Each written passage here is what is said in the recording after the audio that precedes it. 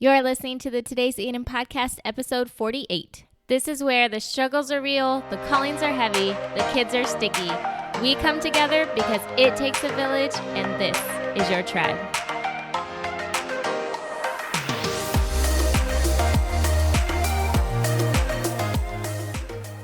Hey guys, happy Wednesday. We are literally so close to Christmas. It is unreal, and I hope you're not freaking out because it'll all work out. So take a deep breath, hand them a gift card, and act like that was the plan the entire time because it'll be okay. So here's the deal. Coming in January, Today's Eden will be transitioning over to It Takes a Village podcast. And if you've been on the Facebook groups, if you're on social media, Instagram, which is where I like to hang a lot, you will have seen the posts, the prompts, the things that I have been working on to create It Takes a Village's image and the colors and the branding and all that.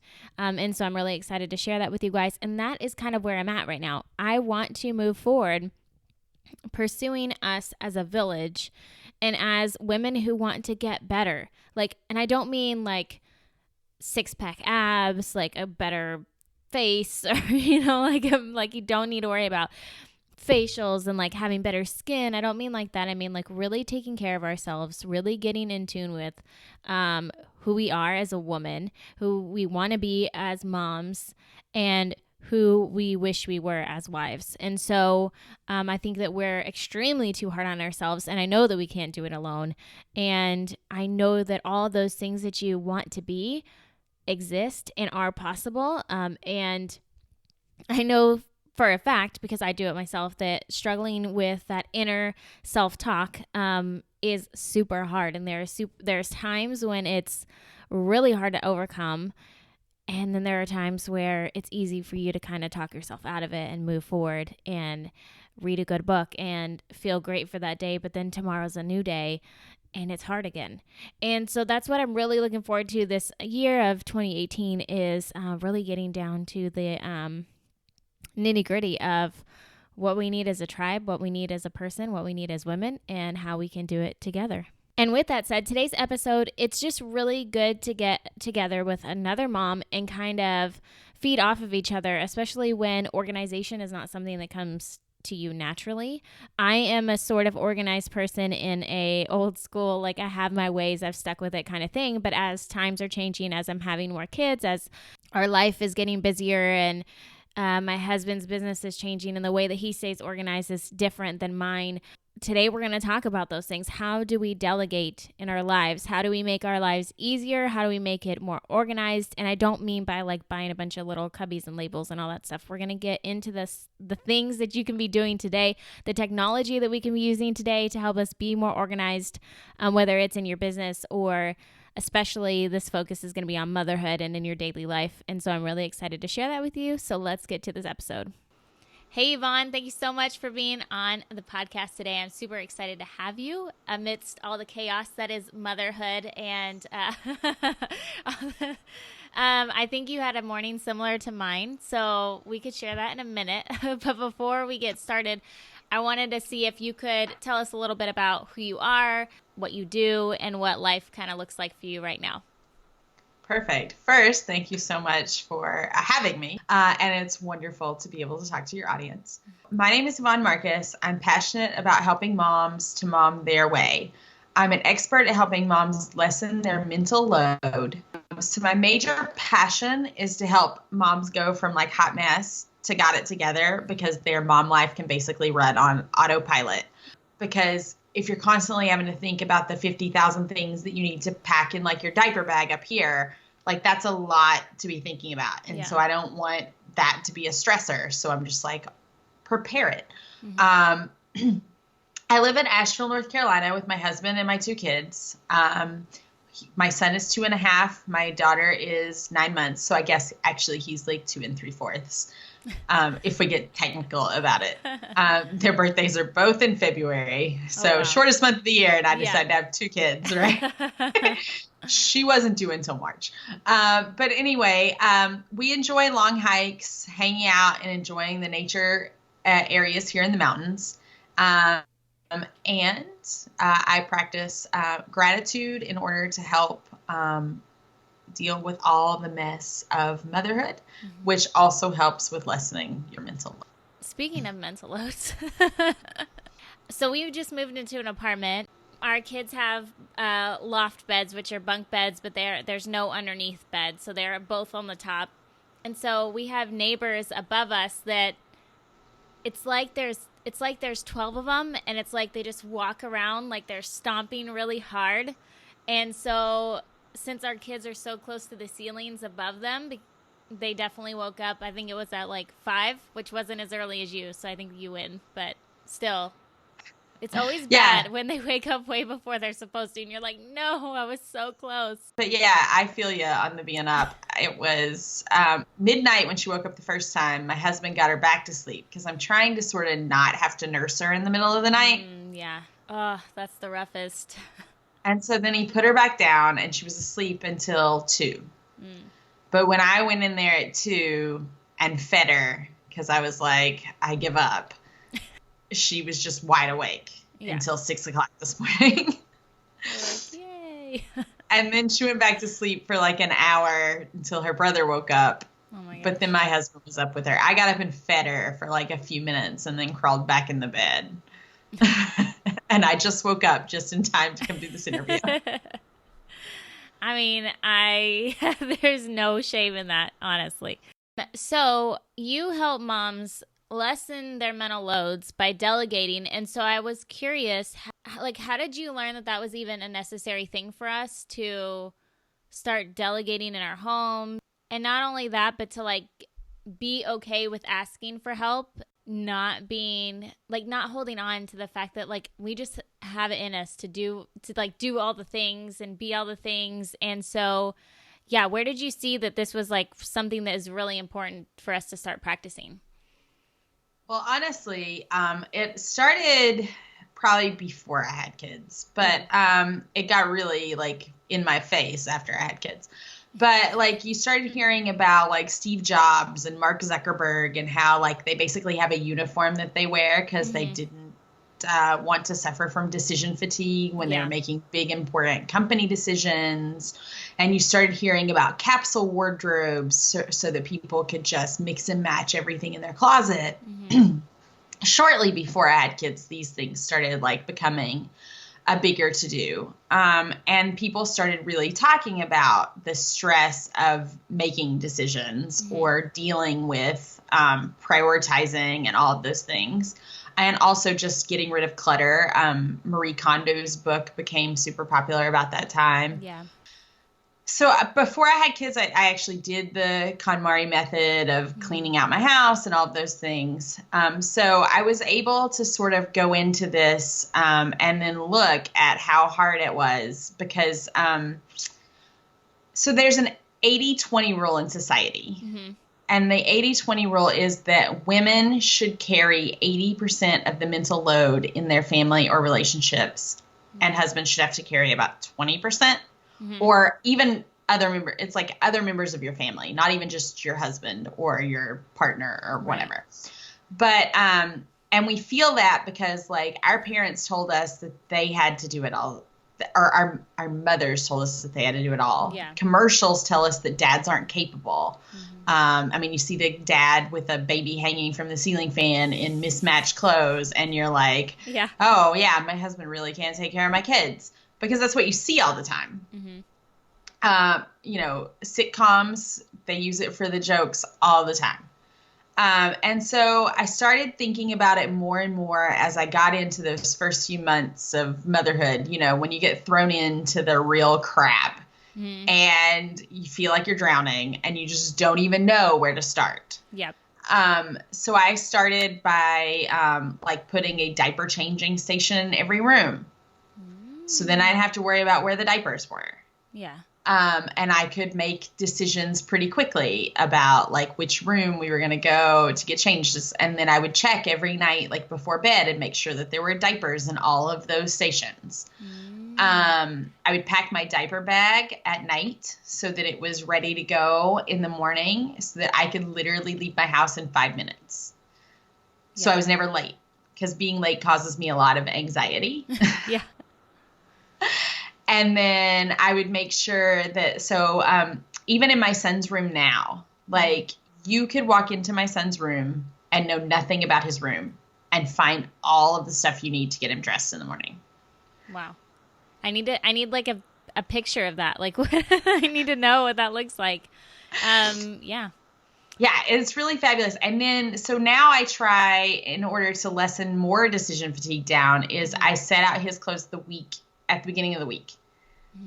So I put him in a cubby in his closet for each day. Yeah. And then everything's set up: pants, underwear, socks, shirt, jacket if he needs it.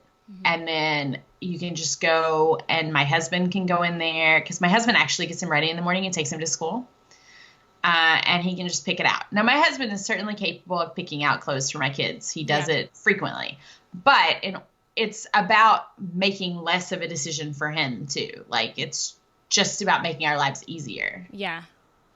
Yeah, that's definitely true. And actually, I think that's a really good idea. I think and it depends on the child. Like, some children can go in there, like my daughter, I can ask her to go get dressed, and she has no issue going into her closet, picking out what she wants to wear, and like being done with it. But then when my son walks in there, it's like overwhelming for him, I think, for me just to say, hey, go get dressed or go pick out your clothes for the day, because then once he gets in there, he's like lost by everything, maybe. Yeah. And so I think that like noticing like not only your stressors, but maybe what your kids like get overwhelmed by doing, then it helps you both out. I think that's a genius idea. Yeah, and a big thing is just identifying what is causing hangups in your day. So it's like identify the problem. Yeah. So like what is taking you so long to, like, I used to have clothes like all over my bedroom floor, because like I would just take off my clothes and crawl into bed, like put on my PJs and crawl into bed.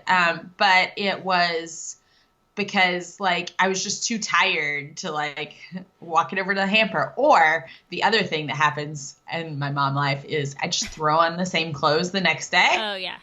Yeah, we've all been there. And so, or some combination thereof, like I'll wear the pants on a different shirt. And so I just like was leaving them right next to the bed so that I didn't have to go into my closet and look for them the next morning. Yep. Or I only do laundry once a week. So I would be like, well, it's fine. I'll just wear these jeans again. Because, I mean, they're jeans. You can wear them multiple times, right? Yeah. But they really should have a home. Because you really should have a place to go. It would make me less stressful. Yeah. But it was about identifying, like, what is it that causes that problem? And really the problem is it's just exhausting at the end of the day to, like, deal with a hanger. Yeah. So I really need to find like a space that, some of that stuff can go. Yeah. And that's sort of how the process evolves. Like the process is kind of like, what is causing the problem and what can someone help me do, or can someone help me do it? Mm-hmm. And if the answer is yes, I highly recommend that you do so. Now, I did have a woman ask me, if my husband doesn't want to help, then what do I do? Like, he's not into it, whatever. And I said, maybe it's not that he doesn't want to help you. It's that he doesn't want to do the physical labor of it. Mm. Ask him if maybe he's willing to allot more money of your budget to it. You don't have time to clean the house, say. Yeah. And your husband doesn't want to, because it's just not something that he thinks is a priority to him. Right. So ask him if he's willing to throw a few extra dollars a month to have a house cleaner come once a month, every 2 weeks, right? Whatever it is that you need. Because I mean, sometimes the maintenance stuff isn't so bad, but it's the big like cleaning. Yeah. And so it's a matter of sometimes the help isn't, I'll do this. Right. It's, I can give you more assistance from someone else. We can outsource this. We can ask a grandparent to do this. And that's one thing I think that our parents had a lot more of. Like I lived next door to my grandparents growing up. Oh, yeah. So free babysitting was a thing. Yeah. That was a thing once, But we all moved away from our families and now we don't have that. Yeah. We've been really lucky in that area that our parents live somewhat close by, and so we've been able to dodge the the babysitting bullet, I think so far, but one time, and I realize that is like such a abnormal thing today because everybody else is, they've gone on care. What is it, Care Now or Care something to find? Care.com. Yeah, and so Care Now is we've gone there. Care Now to an emergency place too, but but yeah. So and that can be a stressful thing for moms too, is to search out somebody that they trust that they don't know, and all those things. So, but yeah, it's hard. Yeah. We live 2 hours from our nearest relatives. And even at that, she works. My mom is 70 years old, or she'll be 70 in May. And she still works 70, 80 hours a week. Oh my gosh. Yeah. And that's the other thing. Like, people are having to work longer and longer into their lives. And so free babysitting is becoming less and less. Yeah. Yeah. Because my grandmother retired at 65.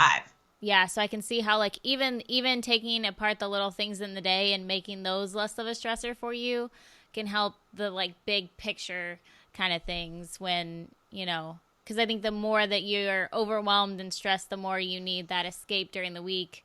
And one of my biggest recommendations is never to keep it here. Yeah. And I don't recommend a sheet of paper. How many times have you gone to the grocery store and not had your list? Every time. It's always in the car. Or it's at home on the refrigerator where you keep it, right? Yeah. But we have one of those things that you can buy from Amazon. Mm-hmm. I don't want to say her name because she's in here and she'll respond. But you can buy them, and I just say, hey, and her name, and then I ask her to add stuff to my grocery list. And so then it's on an app on my phone, on my husband's phone, and then whoever can go to the grocery store can go. What? Okay, wait. Okay, so you're talking about Alexa, right? Because she can't hear me. Okay. Yeah, she can't I hear can say her name. I just didn't want her to start responding and then ruin and say something flow. Inappropriate. Be like, yes, I will order those tampons for you. No. When you ask her to add something to your list, is it a separate app or is it an app that comes with her? It's an app that comes with her. Oh, that's so genius. See, I'm so behind. Why am I missing out? See, you're already providing value to us because now all the moms are like, what? Okay, so tell her how she will change our lives. I use it for everything. Really? You can use it as a grocery list, a to-do list. I use Trello for my to-do list, but Alexa has this feature. Oh, crap. Sorry. So she has the feature. Sorry, I'm not sure. This is why I don't say her name, folks. And then I use her for timers in the kitchen. I use her for conversions. If it says, half a cup of something in some weird form, because sometimes it'll give you a weight or something like that. I can do sort of some conversions, or if I'm trying to double a recipe, I can ask her what is double this or what is half this. Wow. Which is fabulous because I don't want to have to think about that. No. It's hard math. Yeah. And then we're trying to lessen our mental load. So yeah. I ask her what the weather is in the morning. I ask her, sometimes I'll ask her to tell jokes. You can play Jeopardy. My son loves the jokes. He seriously loves them. They're dad joke-esque, but kids love them. Yeah. And she has certain deals that are only available to her through Amazon. And then we use her to play music all the time because it'll just fill the house. Wow. And so yesterday we were playing our Hanukkah playlist. Yeah. Jamming. And it was aces. It's really good. Spotify, I have connected up to her. So I can access all of my music all the time. And then, everything that I need, pretty much she or my Apple Watch can do. That is insane. And I need one right now. If my husband is listening, this is what I want for Christmas. I know, right? We have two. We have one in the main living space and one up here in the office. And also, they act as an intercom. So if I need my husband to come downstairs to help me, I no longer have to yell. I could just say, hey, drop in, and tell her which room to drop into. And he can now hear me. That is insane and so awesome. Like, I didn't know. I didn't know. Like, you just see the commercials and it, like, I always just thought it was like for information almost, where you just ask it questions and it tells you like Siri, but like in speaker form. I had no idea that it could actually help me in motherhood, in my daily life in that way. It does so much, and it learns so much every month. Like, they send me an email every month that tells me what she knows how to do now. And it's like, we connect her up to our outdoor lights. So we can turn on the lights using her. We can turn off the lights using her. She's connected to my baby's wipe warmer, so I can turn it off if we're going for vacation without and I can be sure I did so. I can also go in the app and turn it off. That's the other thing that's big at my house is lots of home automation. Like, we have Wi-Fi enabled thermostats. We have Wi-Fi enabled plugs. We have Wi-Fi enabled light switches. I never have to worry about, did I forget to do this or that? Mm-hmm. I can just open up the app and be like, oh, I totally did. Yeah. Turn it off from like 2,500 miles away. Yeah. I need to do that with my hair straightener. Always the hair straightener. I leave and I'm like, did I really turn it off? Like, I don't know. I haven't used it in years. I know I should stop. It's bad for your hair. No, I just haven't had time. So would you say then for moms who are like, this sounds amazing. This sounds like something that could definitely help my daily life and like relieving some of that stress because already you're thinking like, that's something that you don't realize. Like, you're going throughout the day, but then you're like, oh, did I turn this off? Oh, did I forget to close that? Like that's these little things are affecting us and like the things on top of the things that we already have in our heads. So like, would you say that all these changes have affected your family and the way, like, have you seen changes in yourself and the way that like you guys function to where like the investment or like the switching over to this lifestyle is like more than worth it? Oh, absolutely. I no longer have, so you know how when you get really overwhelmed and then you get really mad at your husband and you're like yelling and crying and he's like, why are you so mad? Why didn't you just ask me for help? Yeah. I no longer have a bunch of those moments. They happen still sometimes because sometimes I'll forget to put something somewhere where he can see it. So like we share Google Calendars. So like he knows that I'm on this podcast right now. So he knows that our daughter is his responsibility right now. And then, so he knows that if she's crying, I can't come help her. That's the deal. And also like he knows like when my son has picture day at school, when my son has his fun run at school, like all these other things that we are constantly worried about. Like, so if my husband went up to the cubby and he pulled out an outfit and he saw it was picture day on the calendar and then he saw that outfit was not something I would have picked out for picture day, he could be like, honey, did you what do we want him to wear for picture day? Or he can pick out an outfit that's appropriate for picture day because he's more than capable. That's one of my biggest things to tell people is your husband or your baby daddy is way more than capable of doing things. I mean, if your husband or your partner is colorblind, then maybe you should help him some. Maybe picking out clothes is not his like forte, but he has another strength. And so like the thing is like having all of that available to him makes me less stressed. It makes him very aware of what's going on in our daily life. And it also means that I don't have to make all of the decisions. Well, okay, so that is like another thing that you're really big on is helping women to battle decision fatigue. So I see that this like has kind of a dual purpose thing by including your husbands. They feel included, plus you're helping some of that decision fatigue all on yourself. How can we start to like let our husbands in and make it a positive experience for them to be a part of, the process or the things that we do so that way they are a part of it too? Yeah, so like right now I have my most popular blog post on my blog is how dinner almost ruined my life, Uh-huh. which led to me starting a meal planning challenge. Um, or how I let dinner ruin my life is actually what it's called. Because basically every night my daughter wanted to eat from me at 5 p.m. and my son needs dinner on the table by 5:30 p.m. and I couldn't do both. Mm. But I was hysterical about it because I was trying to cook dinner and I'm like chopping, chopping, chopping. And she's like crying because she's hungry. And then I'm trying to feed her. And then I'm trying to run back over and like chop some more stuff. And it turned out to be awful because then I'm just hysterical because my husband then has to come in and take over. And I'm like, but I was cooking and I really wanted to cook. And it's bad. Yeah. Like it's bad. And so it really was a huge deal to like learn how to handle that situation. So like I started now, I prep the dinner during nap time if I know what we're cooking.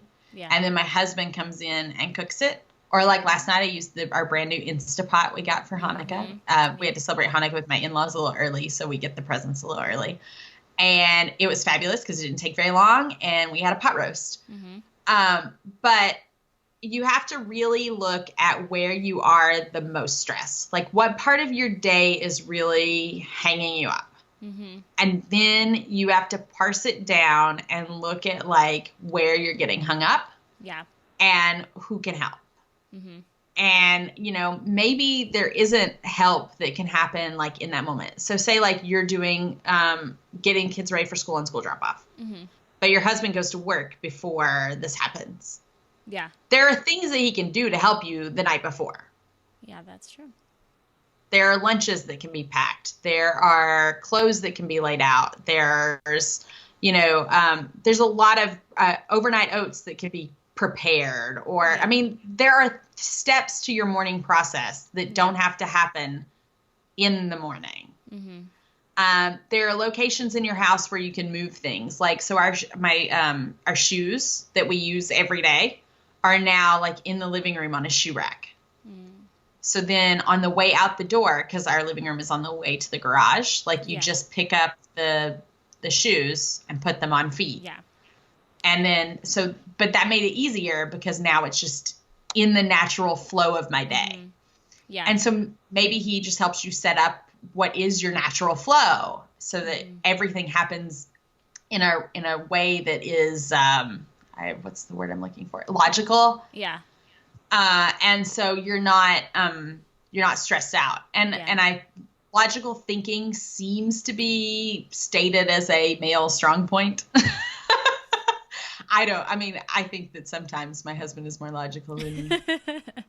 But I see, okay, so I'm thinking of like two things here is that like, one, we need to get over the fact that we need to do it all and we need to let our husbands do it and be okay with the way that he does it. Because I think that's the big thing is that when we nag at them, like we think that they don't want to be included or be a part of like the routine or the things that go on. But I think the main reason they don't is because we come in behind them and don't and like redo it. So I remember since I was a little kid that my mom did not do the cleaning, and the reason she never did it was because she would always clean and then my dad would come behind her and re-clean. And so, which was flip-flop, but still it still applies that, you know, this is what we can do to our husbands as well as our husbands do to their wives. But you know, when you do that, like she just gave up. She was like, well, why am I cleaning if he's just going to come behind me and redo it, like, and complain about the way that I cleaned. So she never did it, and she stopped, and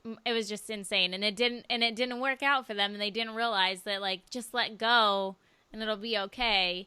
And then there are two reasons: the nagging, and the micromanaging. Yeah. Yes, that's so true. I'm like, yes. And then also I feel like you were saying, putting the shoe rack in the living room, like some people, you know, they're like, it doesn't make sense. Like, that's not where it is supposed to go, or like, this isn't supposed to go here, or, you know, whatever. But I think if we can let go of how things are supposed to be or where they're supposed to go and just put things and place things in our house, according to like how we move and how we go places. And so you're really inspiring me because, like you said, you have a changing area in almost, you know, in all the rooms. And most people will be Still like, to this day. yeah. And most people will be like, no, it's supposed to just go in the baby room. But like, if the baby room is way upstairs and out of the way, then like that just adds to your, you have to go up the stairs and you have, and then you're leaving your toddler downstairs or, whatever. And so like, does it make sense? I think we're just making everything more complicated for ourselves. Yeah, I was like, if we have a blowout on the first floor and I have to go up to the second floor, like none of us are happy. Yeah. No. But yeah, for me, it's definitely the nagging and the micromanaging are huge. Like if you do those two things, no one wants to help you. Two, but I think sometimes the nagging happens because we ask for something to be done and we don't tell our husband what level priority it is.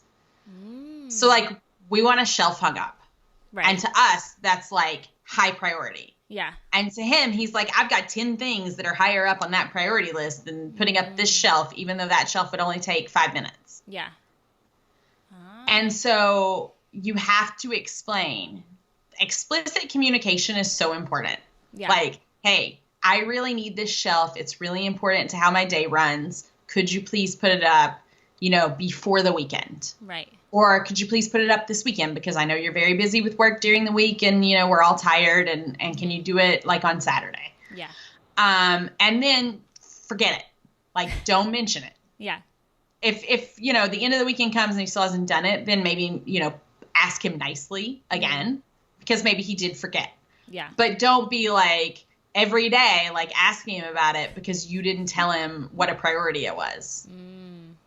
And then the micromanaging is like totally a thing. Like if somebody's going to do the laundry, you just have to let them do the laundry. Like you can't tell them, oh, well, you have to do it this way and this way. And because nobody wants to do it.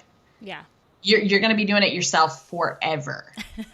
And your kids have to learn how to do it. Like they can't live on their own without learning how to do it. So you're going to have to eventually let go anyway, because we have to teach these kids like one of the biggest reasons that I do this is because the kids have to know life skills. Yeah. That's true. My son cracks all the eggs in my house and he scrambles them. If we're making scrambled eggs. If we're not making scrambled eggs, he doesn't scramble them. But because he has to know how to fix himself breakfast. Like, this is a thing. He has to know. So we clean up toys every night to a music playlist. Because at least we make it fun. Like, because like with little kids and even with older kids, like you have to make it fun. Yeah. And you should expect that your kids are going to give you some pushback. Yeah. But here's what I'll tell you about teenagers. They'll give you pushback when you ask them to do it. But later you'll just find that it was done. Like a lot of them. It'll just be quietly done when you're not paying any attention because they don't want you to notice them. They're already dealing with enough being noticed at school for good or bad. And they're already dealing with a lot of stress of like having to make more adult decisions and all of these things. And so like one of the biggest things I like to tell moms is that don't say, oh, you don't know how easy you got it. Because this is my 2-year-old's first time being 2. It's really difficult for him. Yeah. It seems easy peasy to me, but he's learning how to communicate. He's learning how to deal with emotions. These are big things. Yeah. And then as you get older, the things get bigger as far as like what we can see in perspective. But we have to remember that like being 2, being 4, being 16, they're all different levels of hard because they're not built with the tools to know how to do them. Yeah. Oh, that is such good advice. I wish, and that's true. Like, this is their first time being all the ages that they're being. And so for us, it's it's simple to like look at the situation and be like, know exactly what we should be doing or whatever, because we've been there, done that. But this is the first time for them to figure out how to navigate it for themselves. And they're also totally different people than we are. So their thought process might even be completely different than ours. And they have nothing to compare it to. Yeah. Like this is the hardest thing they've ever done. And so I always like get really like frustrated with people who are like, don't cry to like a 4-year-old. And I'm like, dude, it's okay. I get it. It's really frustrating. You got to let it out. Yeah. But let's figure out how we can move on. How did you and your husband always have like this level of communication, or did you guys have to talk about like, here's how we're going to change things moving forward? Or how did you get onto the same page where you're like communicating specifically and you're sharing calendars and you're doing all these things to help better? I feel like this would not only better your guys' communication like as a whole or your family functioning, but also like your relationship too. Yeah, a lot of it started just naturally. Like we had 2 separate email addresses, as I think you should. Yeah. We have 2 separate Facebook accounts. We have, 2 separate calendars. And in order to manage all of that, like you really have to have some collaboration and putting that together. So even before kids, we kind of had to do that because like I couldn't make plans for the 2 of us for a Friday night if I didn't know that he didn't already have plans. And so that naturally started happening. Like we just shared each other's. It's a simple like share of a link.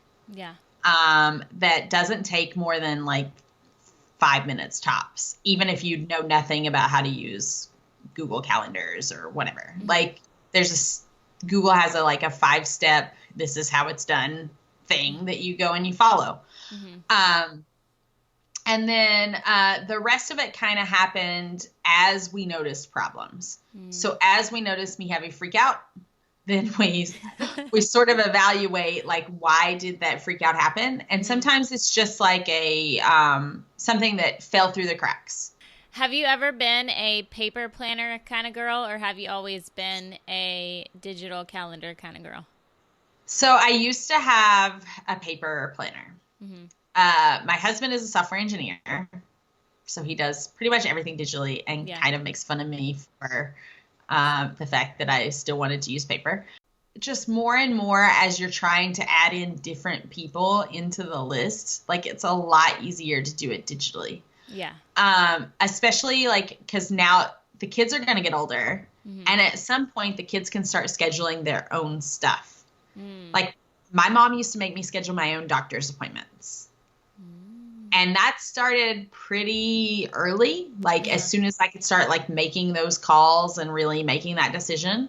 And my mom taught me through example as to how to give the doctor like a really good history. And I was in charge of like my doctor's appointments. Like my mom went with me for years, even after I was able to like start doing these things. But it was very important to her that I be able to like deal with setting those appointments when I moved out of the house. Yeah. That was a big thing. But then once that starts happening, like you definitely need everybody to be on the same page. And kids will definitely always have their phone. Yeah. And they're definitely always going to forget to put it on paper. So true. Like that, like they're always going to have their phone. I haven't seen a kid who's not walked into the other room with their phone, without their phone. So yeah. Yeah. Yeah. And as long as they know like what's going on in the schedule too, like they can feel more in control of their own schedule. And as they get older, that becomes more and more important because like they're really starting to have to make some really like adult decisions. Yeah. So the reason I ask is because I am a paper planner kind of person. Like writing it down, seeing it visually on paper helps me. Like I don't know why, but it does. And so we've tried to use the iPhone calendar that comes in the iPhone. And it'll let you share it, so I have a shared calendar with my husband, but he's the only one that uses it because I still use the paper planner. And so for me, like, I just can't, I don't know why, but I cannot transition over to like a digital calendar that I feel like I can check every day and look at every day. I just don't know why I'm having an issue with that. And it's okay to still use your paper planner. I just suggest that you also put every last item in the digital calendar because if he's using it, he still needs to see it. Yeah. And that could be something that like you sit down and do once a month. And then, if you add things in later, then you add them in. Yeah. But usually at the beginning of the month, the big things like doctor's appointments, picture days, field trips. Yeah. So if you can, and I put all the days off from school in at the beginning of the year, like as soon as I have the school calendar. That way you don't have to worry about it ever again. Yeah. Yeah. I only have to worry about, if I need to find a babysitter or whatever, like closer to time. Yeah. But I can look at that at sort of the beginning of the month and be like, okay, we need to hire a babysitter for this day. Yeah. But if you really are attracted to the paper planner, you can still use it. Yeah. Well, and also, like, as you're saying, like, you still need to put a calendar for him. So that's like double the work. So already I'm like, okay, I don't want to do double the work. So, like, I just need to give in, and I'm going to have to look at the difference between the iPhone calendar and maybe the Google calendar, because maybe that is more natural for me to use. I don't know. Also, I just wanted to acknowledge that I'm really glad that you came on. I feel like you shared a lot of really good tips with us, and yes, like the struggle is definitely real when it comes to all the things that are going through our minds throughout the day, and if we can make the daily things easier, like that's like 90% of the mental load up here, I feel like. And so you're doing amazing things by talking about it and by giving women resources to help lessen their mental load. So thanks for sharing that with us. Thank you for having me. It was a wonderful time to come and chat. Yeah. So I do have 3 last questions for you before we end our conversation. And then the first is, if you could choose one book that is the most influential that you've read, what would it be? Oh, well, I'm just going to say that this book is mostly influential because it actually got me to read. It's Breakfast at Tiffany's by Truman Capote. Uh-huh. A lot of people don't realize it's a book. Yeah, I was going to say, I only know of the movie. Before I read the book, I was a reluctant reader. Mm-hmm. I didn't enjoy it. It was very hard. I was dyslexic, so it was even more difficult. Yeah. It took way too much time. It would take me like a month to read a book. Yeah. And I was just frustrated all the time. Breakfast at Tiffany's is a novella, so it's like 100 and something pages. Mm-hmm. It might be less than 100. But it's really good and so much better than the movie. And that's really how I ended up, actually reading. Yeah. You're like, I'll give books a second chance now. That and Mom bought me a Kindle, which for dyslexics is a huge deal because you can change the font size and you can, so the amount of words on a page can be lessened and those sorts of things, which I can't do with the physical copy. That's a good tip for other moms too. And then if you could empower women in one way, what would it be? Mostly I would just empower them to know that they don't have to do it all. Like, that's my big thing, right? And so I know that there's a lot of stress and there's a lot of guilt out there to feel like you have to be like everybody else. Mm-hmm. But you don't. And so just to realize that you're not trying to be like superhero in doing it all. Like, you just need to be superhero in like that your kids think that you can do it. Yeah. Like your kids don't have to know that you have all these like tricks and hacks until they're much older. Yeah. And then you're like, let me show you the world. No, let me show you the beautifulness that is your Google Calendar. And then if you could tell your younger self one thing, assuming that she would listen, what would it be? Oh, Lord. This one's hard because it's like my younger self never listened to anyone. Right.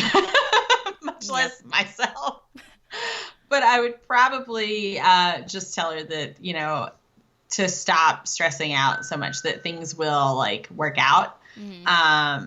'Cause, the things that you stress about when you're younger is like paying rent, but not only that, but then you're like, oh my God, I'm approaching 30 and I'm not married and I don't have any kids and, all of these things that happen. Yeah. If you were my age when all of these things happen. And then you realize that, it's fine. I dated like it was my job for a year. And then I found a guy who was perfect. Aw, yay. Happy ending. Yes. But the stress that we put on ourselves at like, mm-hmm. And it starts pretty early. It's like 20, 25. Oh, yeah. When you're just like, I have to find this thing. Mm-hmm. Don't. It's okay. You'll find it. But don't try and pick up like every random guy at a bar either. Those are bad guys. You're like, yeah, that's not a good idea. That's awesome. Well, thank you so much. I'm so happy that we got to talk. And yeah, I can't wait to chat with you again soon. All right. Have a good one. Thank you so much. Hey guys, I hope you enjoyed that episode and maybe it gave you a few new ideas on how to organize or make your mom life easier moving forward in 2018. And hey, if you still want to use that paper planner, go ahead and use it if it's working for you. I've noticed for me that in the past 6 months, I've been forgetting things, including podcast episodes that I need to record. And those are things that just can't happen for me. And so when I realized I started missing appointments and missing places that I was supposed to be, I knew that I needed to come up with another system and that the system I have known and loved just isn't working with today anymore. And so I'm really excited to have talked to Yvonne about Google Calendar and Alexa. I feel like as moms, sometimes we just don't want to mess with it. Like we have a way of doing things. We don't want to add another way. But sometimes there's like a week or so where it takes a little bit of getting used to, and then moving forward, it makes life so much easier. So maybe you dropped the ball on this holiday season. Maybe it was crazy, it was stressful, and you were totally unorganized and unprepared. So Yvonne gave us a little gift, and she has what she calls the Stress Less Collection, and it is a 12-month audio series to help you approach the holidays with intention, achieve your goals, not be in the rat race, and focus on what you need to get done this holiday season. Like, what do you want to achieve? And I guarantee you won't miss your photos, you won't miss your gifts, you won't like be doing the Amazon thing last minute hoping that it comes in the mail on time, because she is going to send you an audio every month until December of next year. And she's going to make sure that you rock the holidays, you get it done. And so you can access that if you go to the Today's Eden podcast page on todayseden.com and use the code TY today, and you will get $5 off, you guys. So that makes this program for you $5, which is less than most of your Starbucks orders, because you know that you don't pass up on the donuts in there. Okay, I know you don't. So anyways, make sure you go and check that out, because for a while you'll be able to get these audio series for only $5 with the code TY today. But I believe after Christmas the price goes up, and so this is a steal of a deal for right now. So again, you can find that on the show notes page for this podcast episode at todayseden.com/podcasts, PODCASTS/048.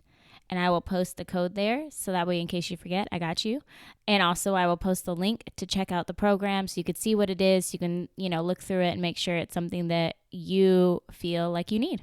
And the quote I want to leave with you guys today is, I didn't know I had OCD until I watched my kids hang ornaments on the tree wherever they wanted. Merry Christmas, y'all.